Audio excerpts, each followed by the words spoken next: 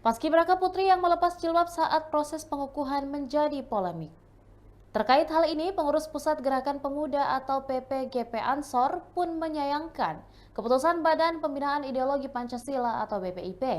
Diketahui, para paskibraka putri yang awalnya mengenakan jilbab terlihat melepasnya pada saat pengukuhan oleh Presiden Joko Widodo di Istana Negara, Ibu Kota Nusantara atau IKN Kalimantan Timur pada hari Selasa 13 Agustus lalu.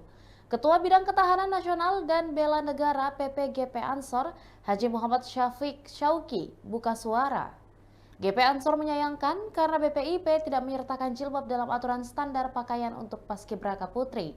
Akibatnya, paskibraka putri yang berhijab terpaksa melepasnya demi mengikuti aturan dan standar BPIP.